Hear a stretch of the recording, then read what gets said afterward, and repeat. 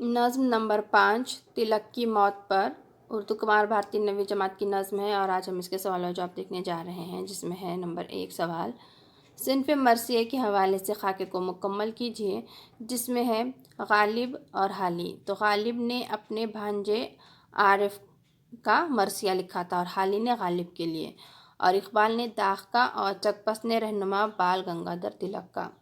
اگلا سوال ہے مرثیے کی تعریف لکھیے۔ جواب: مرثیہ ایسی نظم کو کہتے ہیں جس میں کسی کی موت پر اس کی خوبیاں بیان کر کے رنج و غم کا اظہار کیا جاتا ہے۔ اردو میں عام طور پر حضرت امام حسین رضی اللہ عنہ اور ان کے ساتھیوں کی کربلا میں شہادت کے بیان پر کہی گئی نظم کو کربلائی مرثیہ کہتے ہیں۔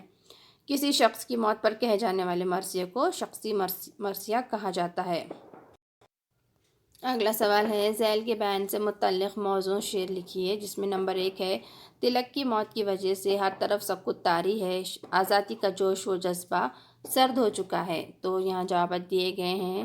اسے ظاہر کرنے والا شعر ہے معرکہ سرد ہے سویا ہے وطن کا سردار، تن تنا شیر کا باقی نہیں سونی ہے کچھار۔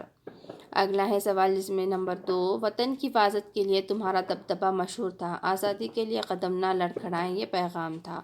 تو اسے ظاہر کرنے والا ہے شعر تھا نگہبانِ وطن دبدبہ عام تیرا، نہ ڈگے پاؤں یہ تھا قوم کا پیغام تیرا۔ یہاں پر تیسرا ہے اب تمہیں یاد کر کے اہل وطن روئیں گے اور دشمن سکون کی نیند سوئیں گے۔ تو یہاں یہ شعر ہے یاد کر کے تجھے مظلوم وطن روئیں گے، بند ہے رسم جفا چین سے اب سوئیں گے۔ اگلا سوال ہے اس میں الفاظ اور اس کے معنی کی مناسب جوڑیاں لگائیے، جس میں الفاظ ہے تنتنا ناموس کوثر اور نگہبان۔ تو صحیح جواب ہے تنتنا دبدبہ، ناموس عزت، کوثر پہاڑ، نگہبان محافظ۔ اگلا سوال ہے دیے ہوئے الفاظ کی ضد مرثیے میں تلاش کیجیے، جس میں ہے زیست، تیرگی، ابدی، رفیق اور ظالم۔ تو جواب ہے زیست موت، تیرگی روشنی، ابدی ازلی، رفیق رقیب، ظالم مظلوم۔ اگلا سوال ہے درج ذیل شعر کی صنعت لکھیے۔ پتیاں جھک گئی مرجھا گئے صحرا کے شجر، رہ گئے جوش میں بہتے ہوئے دریا تھم کر۔ تو اس میں صنعت مبالغہ استعمال ہوا ہے۔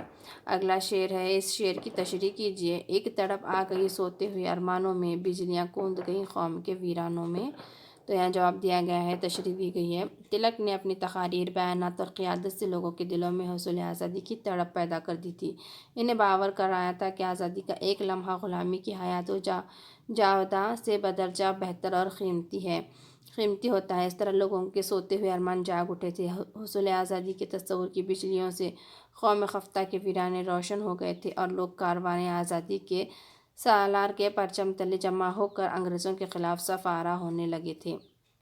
تو آج ہم نے یہاں پر نظم نمبر 5 کے سوال و جواب مکمل ہوئے۔ ہم اپنے اگلی ویڈیو میں اگلی نظم اور اس کے سوال و جواب دیکھیں گے۔ تو ہمارے چینل کو سبسکرائب کریں اور ویڈیو کو شیئر اور لائک کریں۔